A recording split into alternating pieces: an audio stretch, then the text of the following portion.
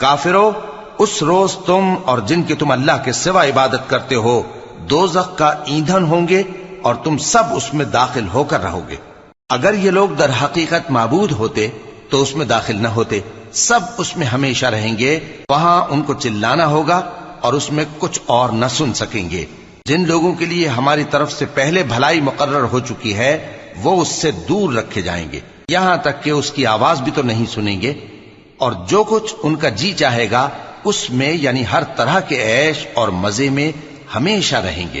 ان کو اس دن کا بڑا بھاری خوف غمگین نہیں کرے گا، اور فرشتے ان کو لینے آئیں گے اور کہیں گے کہ یہی وہ دن ہے جس کا تم سے وعدہ کیا جاتا تھا، جس دن ہم آسمان کو اس طرح لپیٹ لیں گے جیسے خطوں کا تومار لپیٹ لیتے ہیں، جس طرح ہم نے کائنات کو پہلے پیدا کیا تھا اسی طرح دوبارہ پیدا کر دیں گے۔ یہ وعدہ ہے جس کا پورا کرنا لازم ہے،